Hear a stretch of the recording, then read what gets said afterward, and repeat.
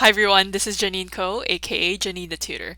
As you know, now is a very difficult time for each one of us, whether you're in middle school, high school, or university. Many students and families are deeply affected by the recent school closure. And as a part of OneClass, we are very fortunate that we are able to adapt to the situation quickly, and as a way for us to extend our helping hand to you students stay on top of your studies, we are running daily and free classes for math and chemistry from grades 11 to first year college and university. In addition, we are also giving away 100,000 hours of free private tutoring. So if you're interested, make sure to scroll down below and book your time slot. So for today's class, I will be going over homework help of OneClass. So this is all about chemistry. So this is just a Q&A session. Before I get started, I just wanted to make sure that you can see my screen and you can actually hear me coming through.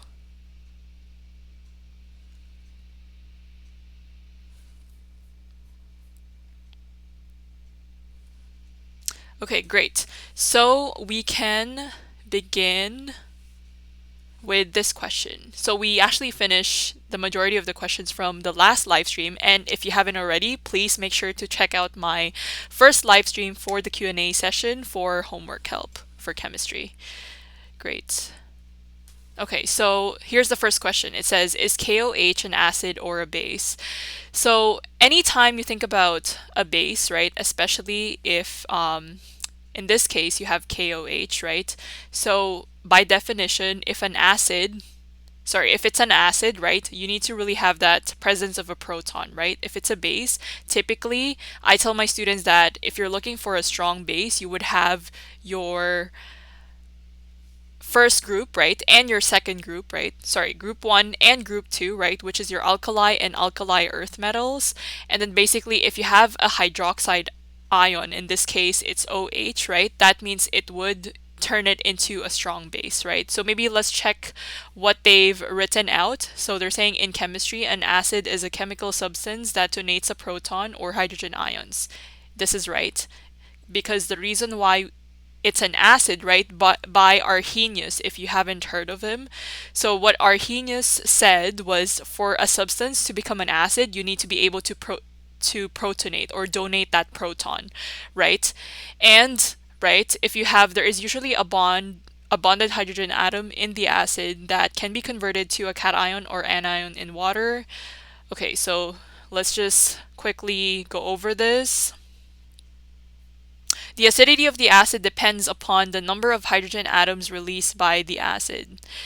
The more the number of hydrogen atoms released, the higher will be the acidity of the acid, and the pH of the solution will be less. For example, acetic acid, sulfuric acid, etc. Okay, so I wanted to word this a little bit differently. I think it's just easier for you to remember at this point.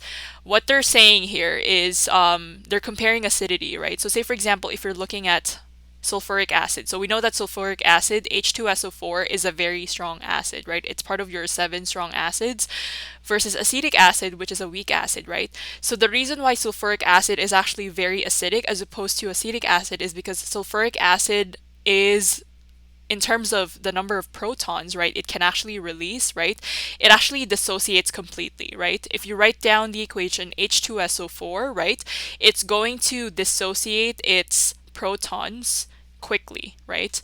And on the other hand, if you have acetic acid, right, which is a weak acid, so acetic acid is CH3COOH, right? And fun fact, acetic acid is actually found in vinegar, right? So in that case, the reason why it's a weak acid is because you have this solubility constant, right? So it's not going to dissociate its protons completely. That's why it's a weak acid, right? And depending on your solubility constant, which is K, right? So in this case, because it's an acid, it's Ka. Then that means if you have a greater Ka, right? What would happen to your acid versus if you have a lower Ka, right? So we know that if you have a greater Ka, that means it's easier for the acid to completely dissociate. Does that make sense? That's why it makes it a stronger acid. Okay, great.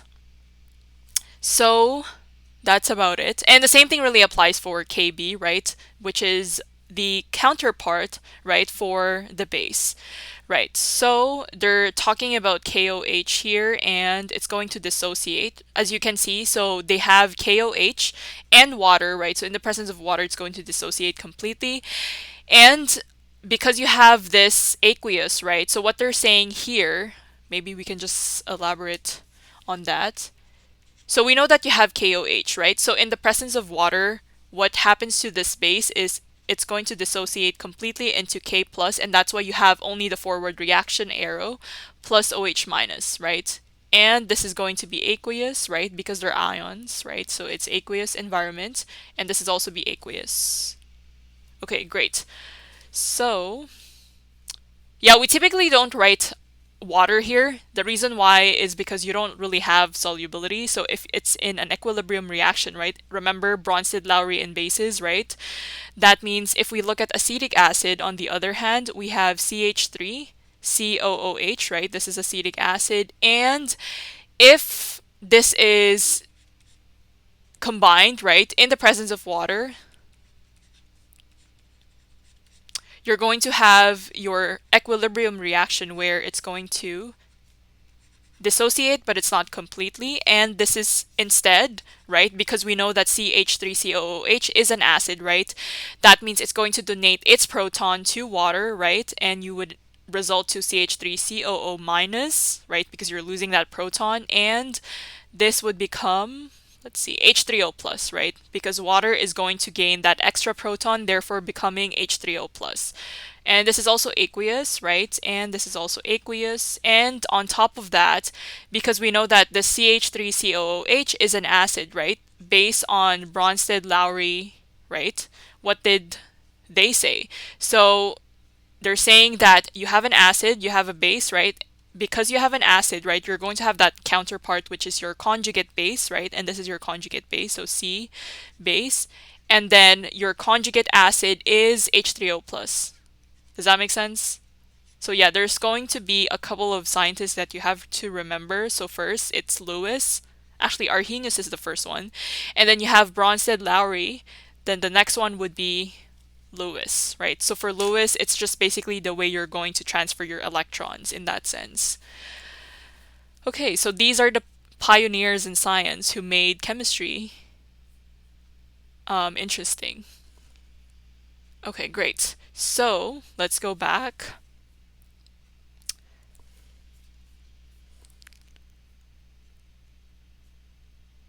Okay, so because we're on the same topic, right? They're talking about calcium hydroxide, right? So we know that it's CaOH2, right? So the reason why it's a strong base, again, because if you remember, right, for Ca, maybe we can have my periodic table opened.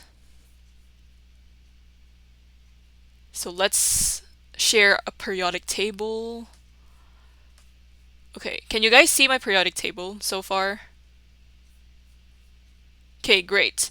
So if you remember, right, you have your alkali metals and your alkaline earth, right? That's basically group 1 right here and group 2, right?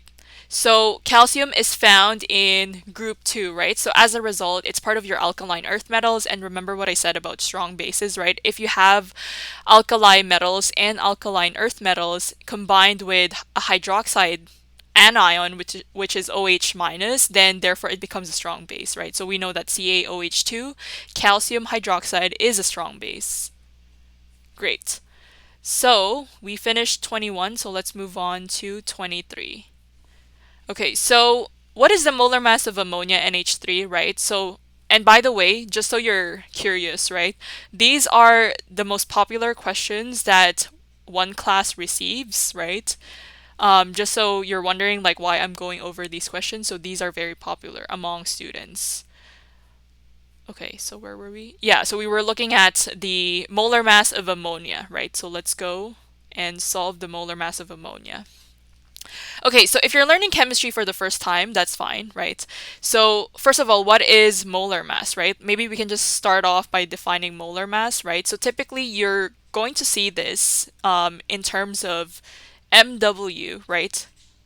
So depending on where, like which school you go to, so and also depending on your teacher, so sometimes you would see this as MW, meaning this is your molecular weight, right? So it's just a variation of the way we call molar mass, right? So it's also the AKA, right? So molecular weight, and sometimes we have formula weight, which is FW. What else? Molar mass, just capital M, right? And I think that's about it. Yeah, so these are the most popular ones that kind of interchanges. So it's sort of like the nickname of molar mass. And if we're looking at the molar mass of ammonia, right? So maybe we can just say M, and we know that ammonia is NH3, right? So this is your I guess by now you should know that ammonia is NH3, right? So ammonia, right? If you look at your periodic table, right? So first of all, you have ammonia, so nitrogen is right here. So as you can see, nitrogen is found in group 5, right? It's beside oxygen and carbon, right? So ammonia consists of nitrogen, right? So nitrogen is 14.01, and you have hydrogen, which is 1.01, and there's 3 atoms of hydrogen. So make sure that when you're solving for the molar mass of ammonia, you would have 14.01. And remember, what's the unit for molar mass? It's grams per mole, right? So 14.01 grams per 1 mole of nitrogen. And in addition, because you have hydrogen, right? So we said that the molar mass of hydrogen is 1.01, and this is grams per mole. And make sure you multiply this to 3 moles of hydrogen, because you have 3 atoms of hydrogen to begin with. That's why you have 3 moles. Okay, but yeah, just multiply this to 3. You don't have to write this out. Okay, so this is the molar mass of ammonia. So really take out your calculator and just plug this in. So you have 14.01 plus 1.01 times 3, and that's going to be 17.04 grams per mole, right? So the molar mass of ammonia is 17.04 grams per mole. And at this point, right, I guess you can follow sig figs, but if you're going to keep this in terms of the least number of significant figures, which is 3, right, it's going to be just 17.0. Yeah, but honestly, because we're solving for the molar mass, you don't really need to follow sig figs, because molar mass is a part of your calculations when you get into problems.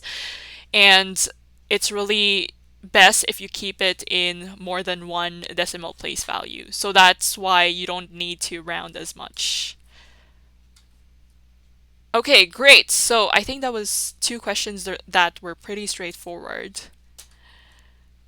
Okay, so now we're going to name alkenes, right, using systematic names. Okay, just so you know, first of all, what are systematic names? Is that something you're probably wondering, oh, Janine, so is this something that just confuses students even more? Well, no, because in chemistry, right, or even in science, we like to be consistent. So depending on where you are in the world, right, we want to have consistent names, and that's why we use the IUPAC, right? So it's IUPAC, right? So the IUPAC is just a way of naming compounds, just so chemistry is a universal language, right? So it can be used among scientists across the world.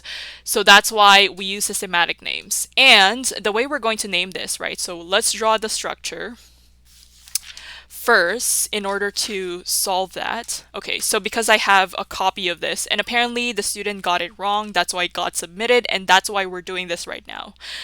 Okay, so there's 2 compounds, just so you know, and they're actually different, right?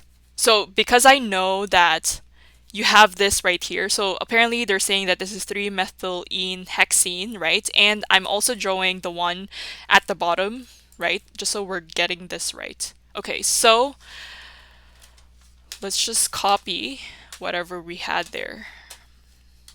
So depending on where you are, right? So in terms of your grade level, so if you're in grade 12, because grade 12 students, they learn about organic chemistry in terms of naming, you're probably used to seeing structural diagrams, which contains the physical carbon and hydrogen, as opposed to the line diagrams where you don't really see carbon as much.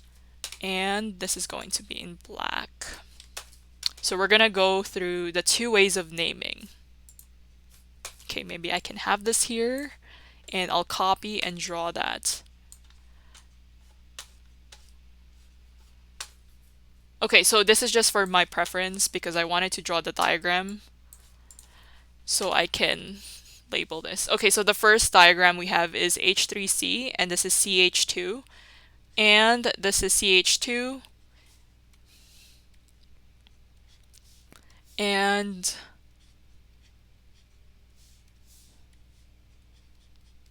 CH2, then you have CH2, and this is CH3.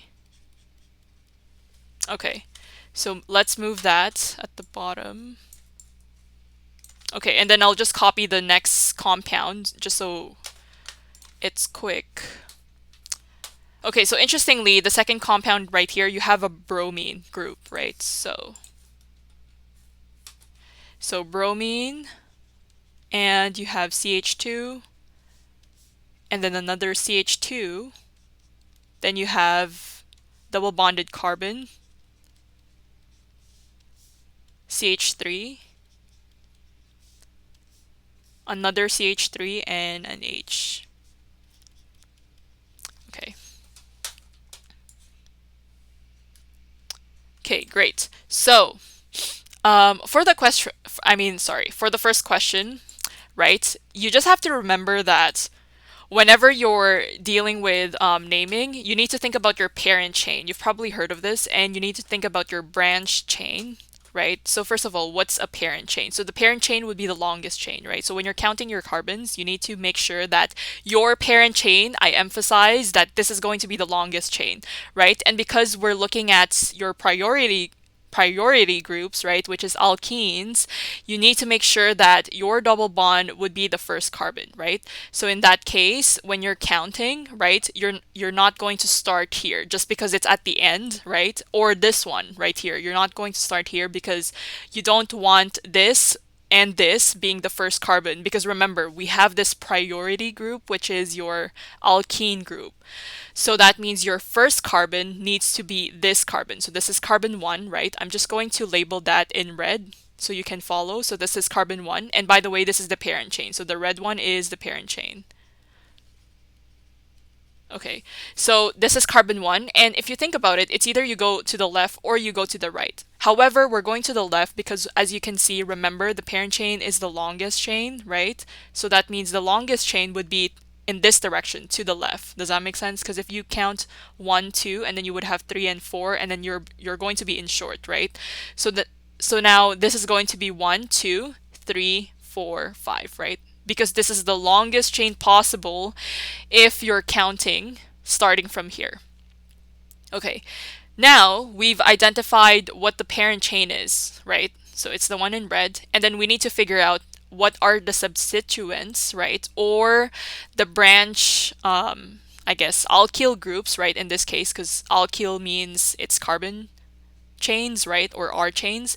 So as you can see in the second carbon, there's actually a carbon chain that is attached to the second carbon, right? And if you recall about your prefixes or your functional groups, right, you have methyl, which is just one carbon, and you have ethyl, which is two carbons, right? And this is going to be in purple, right? So this is your branch. So you have two carbons, right, in total, right? Because this is 1 and 2, right? And because they're connected together, right, it's not like this carbon over here is connected to two other carbons, if you know what I mean, right? So I'm talking about the second carbon over here, right? This carbon is just connected to just one carbon and another carbon, right? As opposed to this one, which is separated, right? So that means it's going to be an ethyl group, right? So this is an ethyl group. And this is 2-ethyl, right? Because it's attached to the second carbon, right?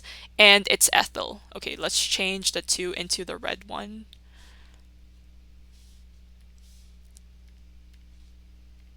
Okay, 2. The reason why it's 2 is because it's attached to the second carbon, and you have ethyl because you have 2 carbons.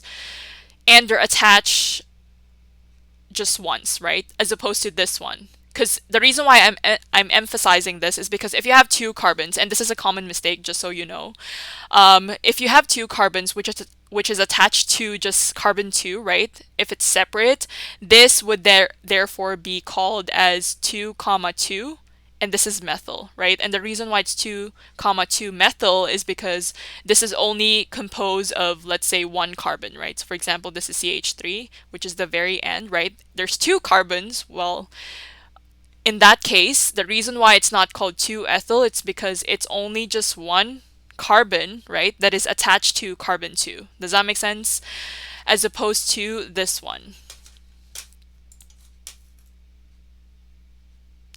Okay, great. So,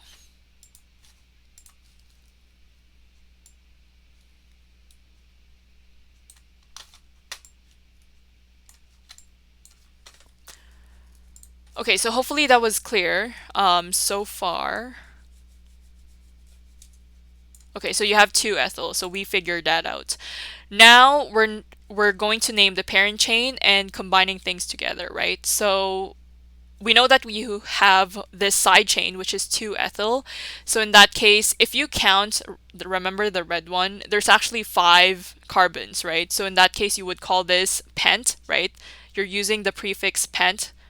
Remember penta from your polygons, right? That's 5.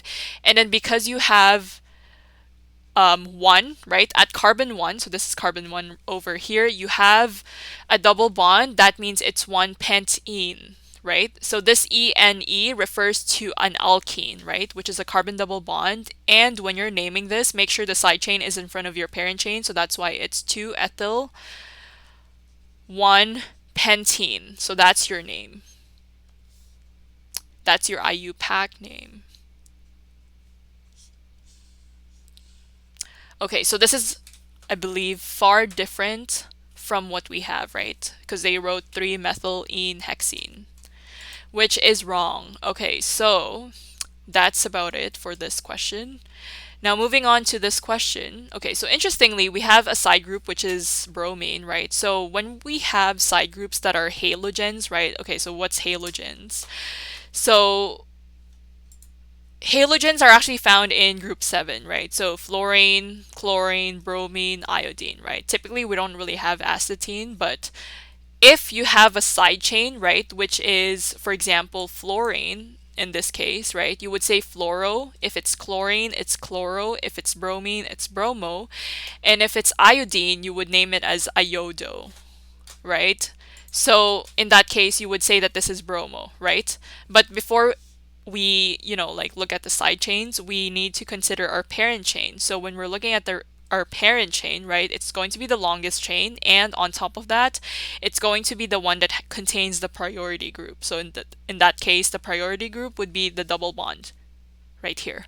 So if you're going to look at, I guess, counting, starting from here, right, or here, that means when you're counting this, you would have to start over here. So I know that you probably have a tendency to start here, right? You would say this is carbon 1, this is 2, 3, 4, right? Because you're probably wondering, so shouldn't we just start carbon 1 over here because this contains the double bond?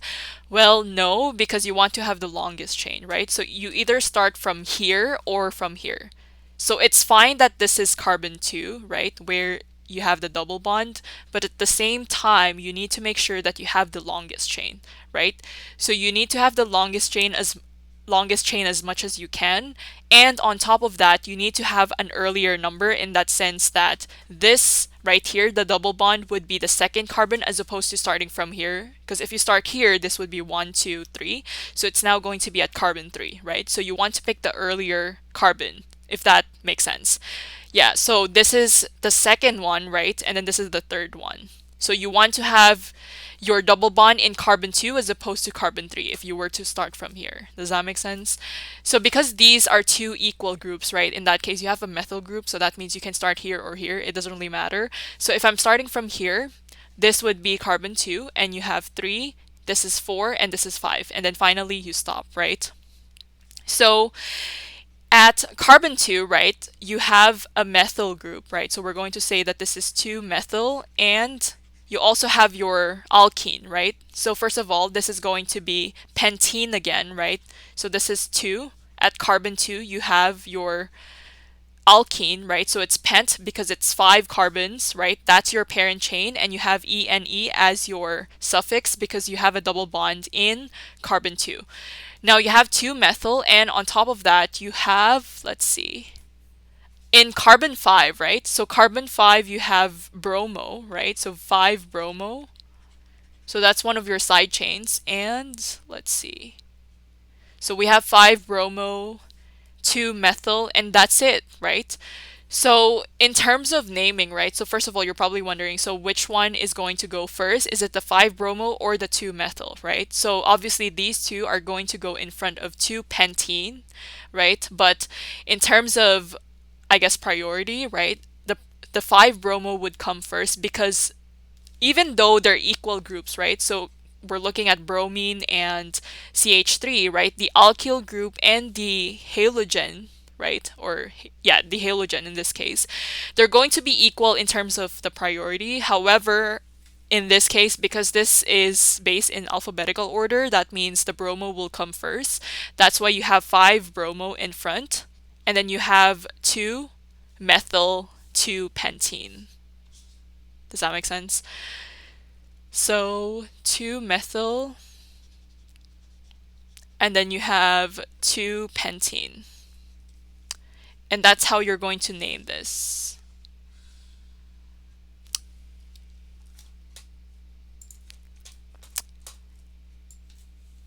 If you're based in Canada, you're probably going over this. If you're in grade 12, most especially, you're going over this in biology and in chemistry, so it's really important. If you do have any friends, who's taking chemistry, biology, or even like in college, right? Organic chemistry, naming compounds, it's very important, so you need to master that. Okay, if you do have any requests, in terms of the content that you want to see more often, please let me know. Check out JanineTheTutor.com and send me a message. Okay, great. So 5-bromo, 2-methyl, 2-pentene. Okay, that's done. Let's see what they wrote. Yes, okay, so it's right. If you guys can see this, so they're saying it's 2-ethyl, 1-pentene, which is right, and we have 5-bromo, 2-methyl, 2-pentene, and that's what they have here, which is right.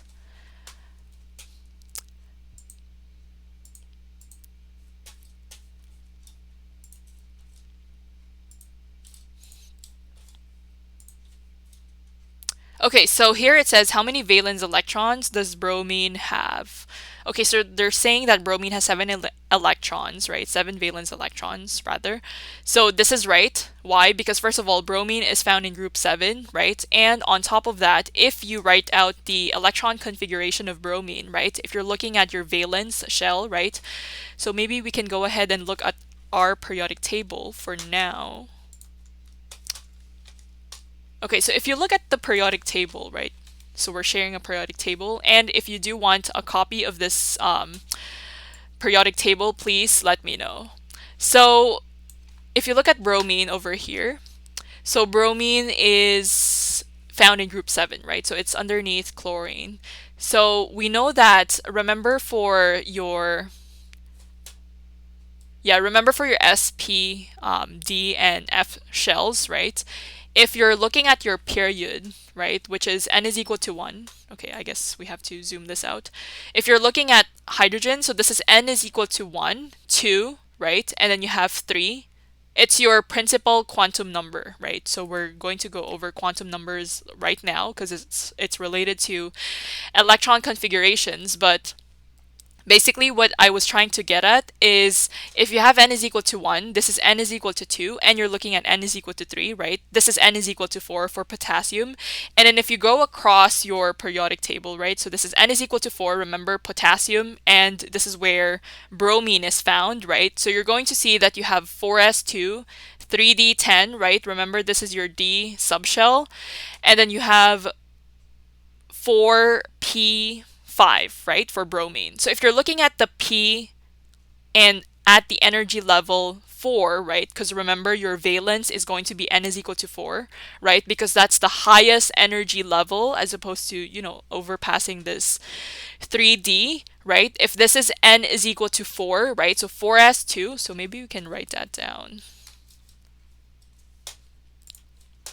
Okay, so we said bromine is,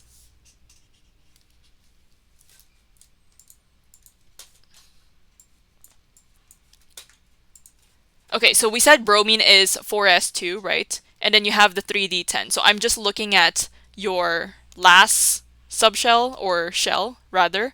So I'm looking at n is equal to 4, and I'm looking at the 3d10. So it's basically the period that is the highest, right? So we have 4s2, 3d10, and then you have 4p5, right? Because bromine is found in group 7, right? So if you think about looking at your valence shell, so first of all, if you're learning chemistry for the first time, it's fine, right? The valence shell just means that it's your outermost shell. So valence means outermost. If you're looking at the outermost shell, that means you have the highest principal quantum number, and that would be n is equal to 4, not 3, right? So that means we're looking at this and we're looking at this. So if you add the number of electrons in your valence or outermost shell, that would be 5 plus 2, which is equal to 7, right? So if you have 7, that means you have 7 valence electrons in your valence shell. Does that make sense? So that's another way of looking at it, as opposed to just looking at the group number. Okay, so that's 7. And that's what they have here.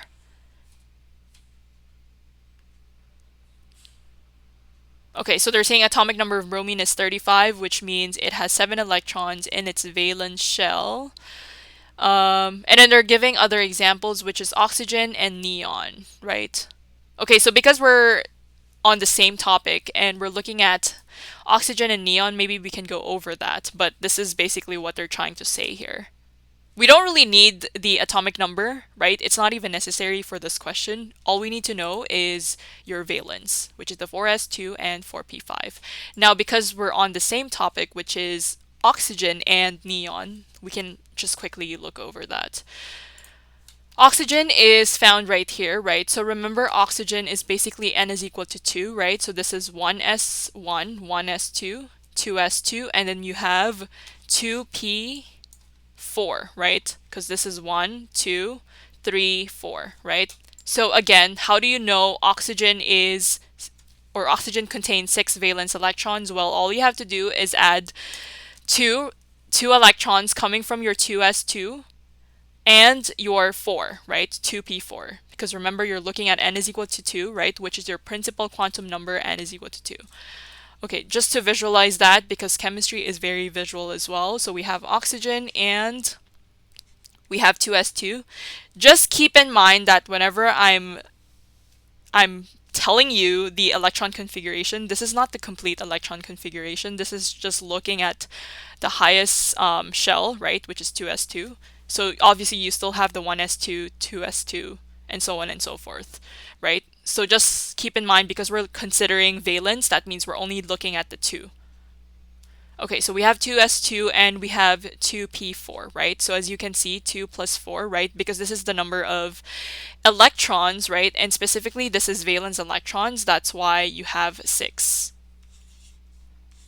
So it's 2 plus 4, that's 6. And for neon, right? Because we know that neon is a noble gas, right? And how do I know it's a noble gas? Well, it's found in group 8, right? So neon is... Okay, so let's see where neon is. Here, it's atomic number 10. Can you guys see this? Yeah, it's found in group 8, so anything that is in red, that's basically group 8. So neon, we know that this is 2p. Again, you have the 1s2, just remember to keep that in mind. And we have 2s2, and this is 2p1, 2, 3, 4, 5, 6, 2p6, right? So 2s2, and you have 2p6. So that means you're going to add 6 plus 2, which is 8. Okay, so again, just to wrap this up, right? If you wanted to know your valence electrons, right, all you have to do is check your periodic table. So this is the quickest way to do it. Check your periodic table and see where the element is found. If it's found in group 1, right, group 2, 3, 4, 5, 6, 7, 8, right, that means that would tell you, or the group number would tell you, based on how many electrons or valence electrons, right, you have. But if you're looking at your electron configuration, then that means you're only looking at the highest n value, or the highest principal quantum number, because n means principal quantum number. This too represents your principal quantum number. Okay, great. So we're done, and yeah, everything here is right, just so you know. The only thing that I didn't really want to bring up, because I think the atomic number has nothing to do with the valence shell and the valence electron, was this, the 35. I guess it's just for you to, I guess it's just for students to easily find where bromine is, but it's not really necessary. Okay, so we finished the valence electrons and chemical formula.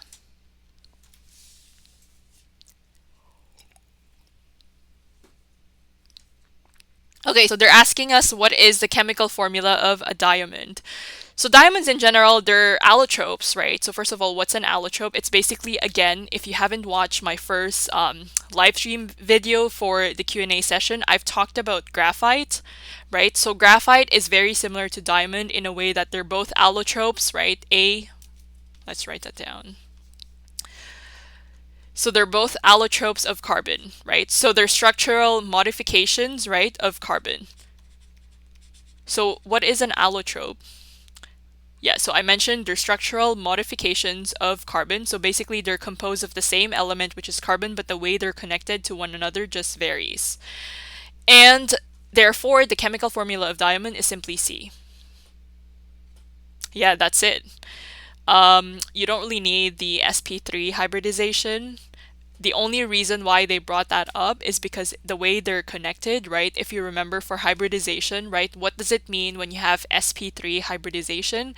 Well, in that case, you're looking at your central atom. For example, this is carbon, and it's attached to 1, 2, 3, 4 groups. Does that make sense? So hybridization of carbon is sp3 because it's attached to 4 groups which are also carbon, and the geometry is tetrahedral, or molecular geometry to be specific. Okay.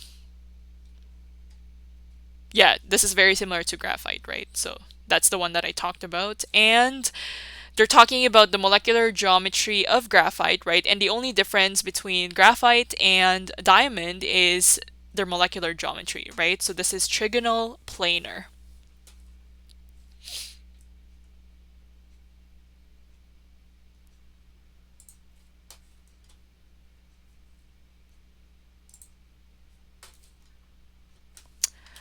Okay, great.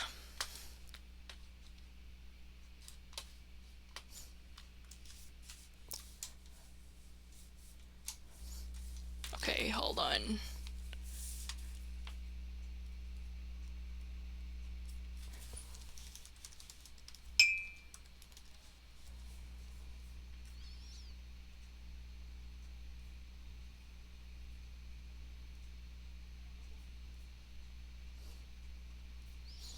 Okay, cool. So let's move on to, let's see. So we finish chemical formula of a diamond. I think we finished this, which is, okay, yeah, we finished this. And because we're on the topic of talking about diamonds, this is something that I've seen in the past, right? So this is just a quote, and I think it's a cringy one, but I just thought of sharing. So never forget that diamonds are made under pressure. So sometimes work under pressure is essential. Okay, great. Chemical formula. Okay, that's it. Did you guys get that so far? Okay, cool. Okay, classify these salts as acidic, basic, or neutral, and why. Okay, great. So whenever you're talking about salts, right, you have to remember that these are strong electrolytes, meaning they're going to dissociate into ions in water. And for something to be acidic and basic or neutral, that means you're looking at the pH, right? So the pH, whether if it's equal to 7, which means it's neutral, and if it's acidic and basic, which is for acidic, it's going to be less than 7, and if it's basic, it's going to be greater than 7. So they've pretty much wrote out the salts that are going to be acidic, neutral, and basic, right? So you need to remember that whenever you're dealing with these types of questions, you need to be able to break down your salt, right, into ions, right, and figure out whether each ion would contribute to the pH of your solution. Okay, so the first one, okay, so they wrote NH4ClO4, right? So this is the first one that they have, NH4ClO4.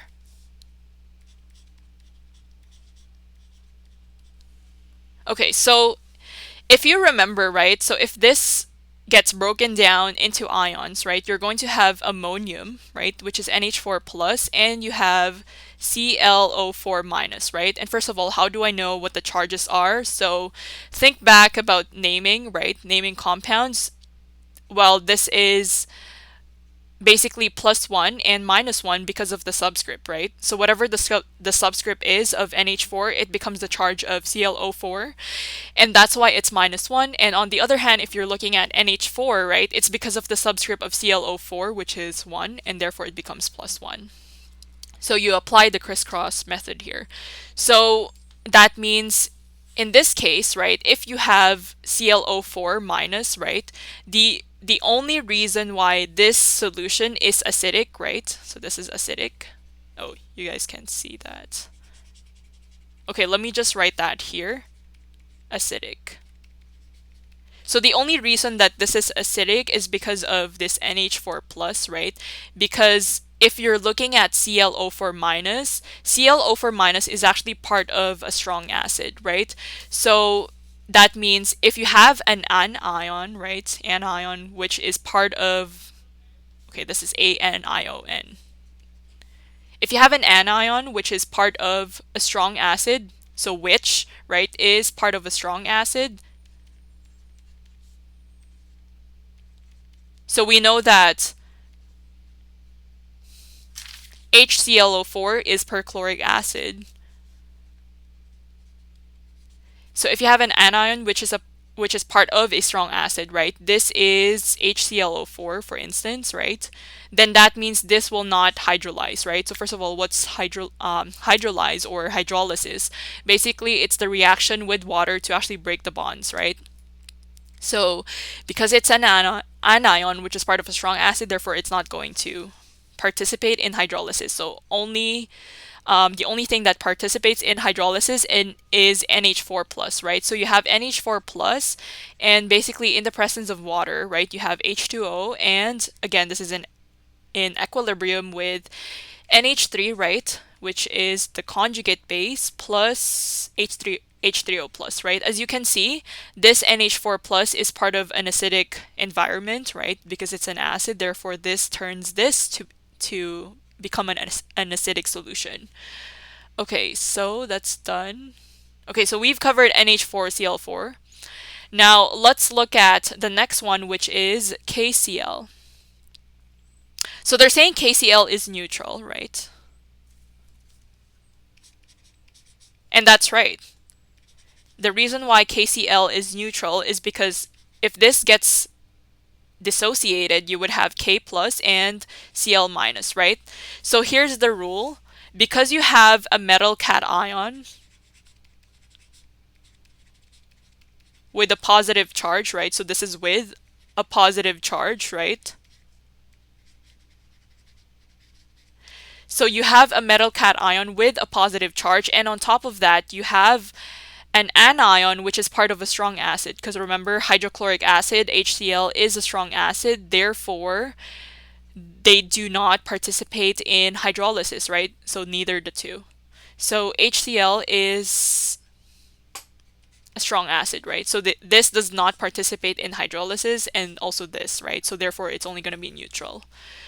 So there's two things that you need to watch out for if it's a metal cation with a positive charge, right? So when I say cation, it's just simply one element and you have a positive charge. And if you're looking at anions, which are parts of your strong acids, right? Okay, so strong acids, that's HCl in this case. So this is neutral. LiNO3 is the next one. Okay, so LiNO3. So we know that this is lithium and okay, Li plus and NO3 minus. Okay, so we know that this is nitric acid, right? HNO3 is nitric acid. And we also have lithium, which is a metal cation with a positive charge. Therefore, the two of them, they don't participate in hydrolysis, making this neutral. Because nitric acid is also a strong acid.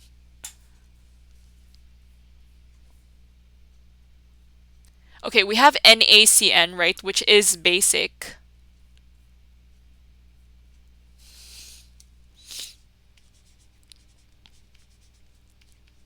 So you have Na plus, right? Again, this is a metal cation with a positive charge. Therefore, this will not participate in hydrolysis, but you have Cn minus, right? So this actually changes everything because if you have Cn minus in the presence of water, right? Under equilibrium conditions, you have HCN, right? And as you can see, this is your base, right? And this is your conjugate acid plus OH minus. Therefore, this turns NaCN into a basic salt or basic solution. Then finally, you have K2CO3.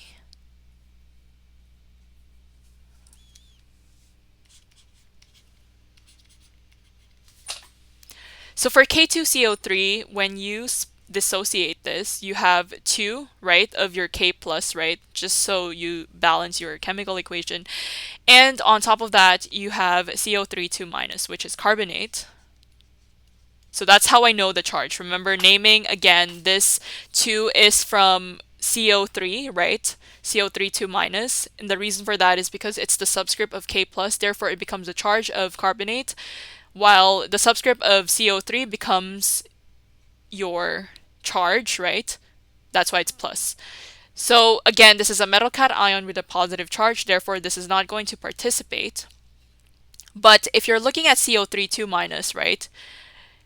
If you have CO3 2 minus plus water, this is going to result to, in equilibrium conditions, this is HCO3, and this is minus plus OH minus, right? So as you can see, carbonate is actually basic, therefore this is going to be basic.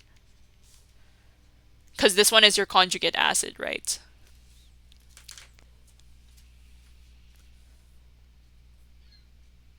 Okay, so we've done this so far. Hopefully that was pretty straightforward so far.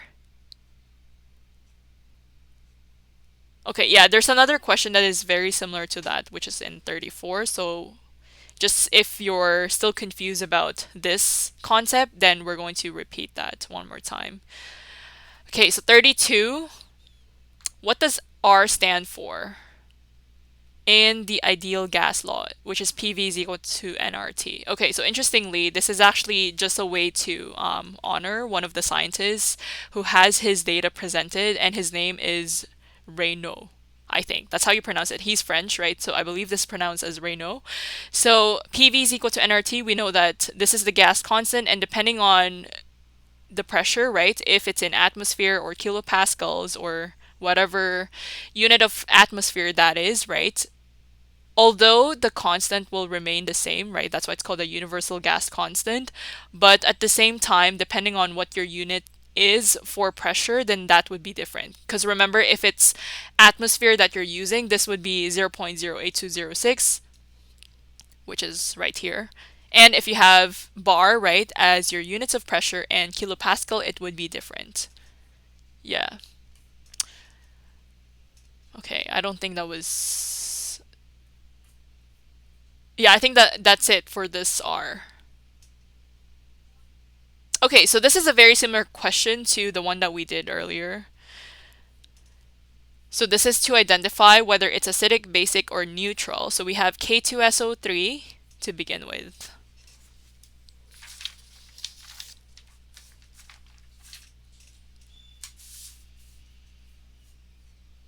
Oh, actually, okay, sorry. I thought it was K2SO3, which is similar to what we did, but no, this is CO3. So if you have K2SO3,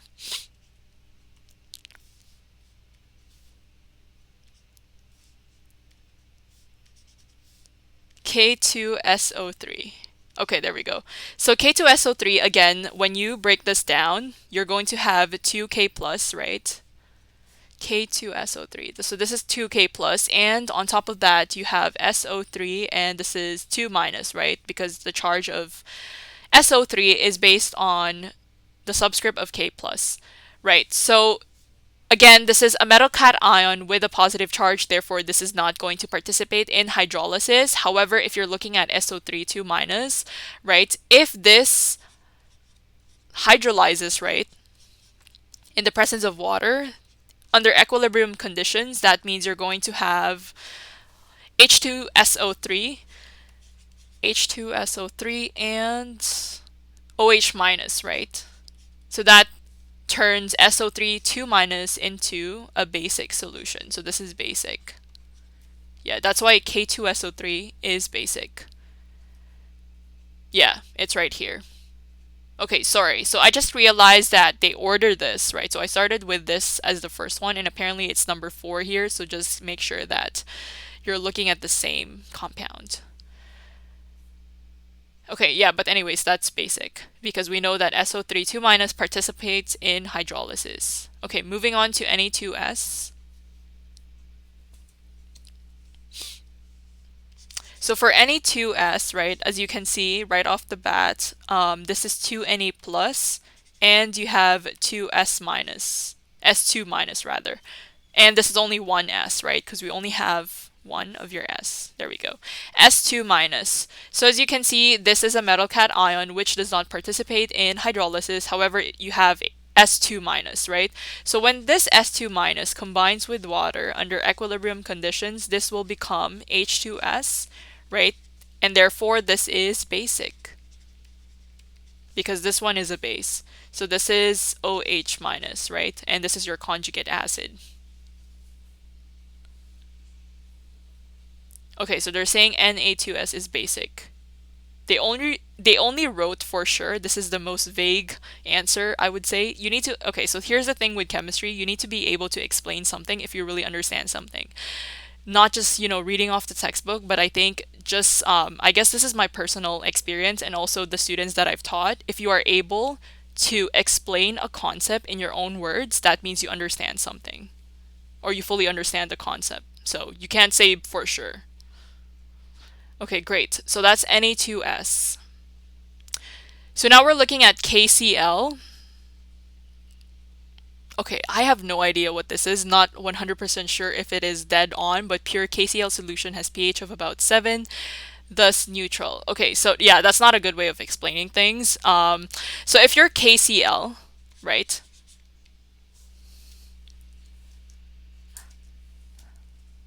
Okay, so this is KCl, and remember what I said, because this is a salt, right? It's going to dissociate into K plus and Cl minus, and you know that this K plus and Cl minus, again, K plus is a metal cation with a positive charge, therefore this will not participate in hydrolysis. And if you have Cl minus, right, this is actually part of, so this is an anion, which is a part of a strong acid, and we know that that's HCl, right? We know that HCl is a strong acid, therefore this is not going to participate in hydrolysis as well. So that's why KCl is neutral. So that's actually how you're going to explain that, and not 100% sure. Okay, so that's for KCl. Let's move on to these two, LiBr and NH4Br.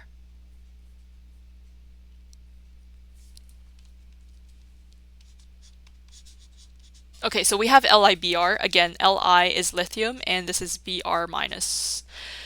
So lithium is a metal cation with a positive charge, therefore it's not going to participate in hydrolysis. On the other hand, if you're looking at Br minus, right, this Br is a part of a strong acid, and that's HBr, right? So if you're looking at HBr, it's a strong acid, therefore this is not going to participate in a hydrolysis. So that's why this is neutral. Okay, let's check what they wrote. And LiBr is neutral, yeah. Okay, so we have NH4Br.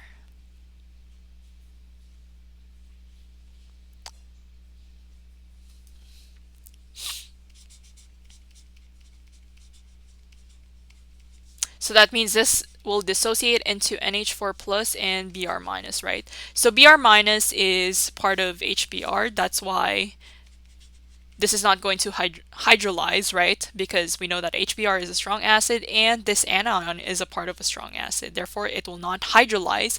However, if we look at NH4 plus, right? This is NH4 plus. In the presence of water, this is going to, and under equilibrium conditions, this is going to turn into NH3 plus H3O plus. Therefore, we know that NH4 plus ammonium is acidic. Therefore, NH4 Br is acidic. Yeah, so it's acidic. And the way they presented the equation is right, so that's fine. Okay, so just as, I guess, a summary of what we talked about so far. So remember, anytime if you're looking at strong electrolytes, if you want to identify whether the salt or the solution will be acidic, neutral, or basic, that means you need to make sure that when it dissociates, you look at two things. So the first condition is if your anion is a part of a strong acid, that means it's not going to hydrolyze, right? The second one would be to look at the metal cation. If it has a positive charge, therefore it will not hydrolyze. So it's only two things that you need to be on the lookout for in order to identify whether the pH is going to be neutral, basic, or acidic. Okay, this is typically a multiple choice question on the test, so yeah. Okay, maybe we can end off with the molar mass of helium. I think this is pretty straightforward. Okay, so the molar mass of helium, literally all you have to do is, oh, it's helium gas, right? So for helium gas, yeah, I mean, it's still helium, right? So helium is basically found in your periodic table and it's right here. So this is where helium is. It's atomic number 2, just for reference. You don't need that to calculate the molar mass, but if it's easier for you to find where helium is, that's where it's found. So this helium, we know that this is 4.01, right? So the molar mass of helium, and because we know that it exists as a gas, right? That means it's going to be 4.01. Or 4.00 rather, because you don't really need to round this, right? So that's 4.00 grams per mole, which is right. Okay, so also, because we're on the same topic, right? Let's say I'm asking you to find the molar mass of hydrogen gas, right? Or oxygen gas. So in that case, because hydrogen needs to be diatomic when it's a gas, right? So you call this hydrogen gas.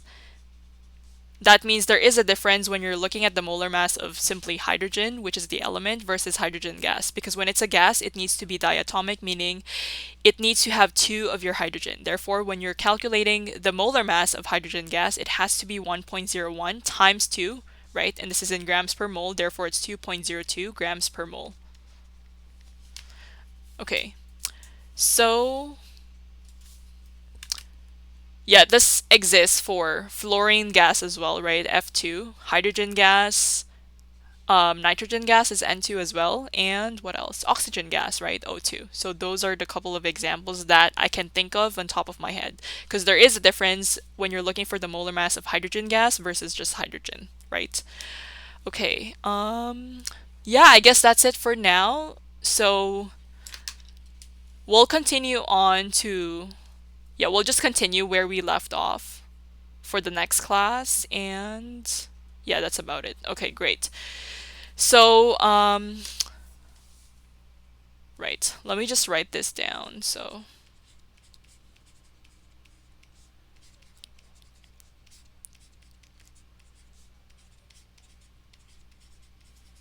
okay, great.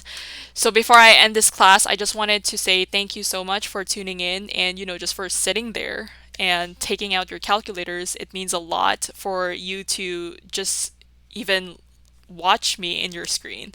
So if you're interested in attending more classes with me, or if you'd like to see more classes with other talented educators, you're going to go to this website, which is oneclass.com/livestream. So this is an ongoing basis or a daily basis of classes. So it's either chemistry or math, wherever I guess whichever level you currently are right now, we do have classes that's catered to you.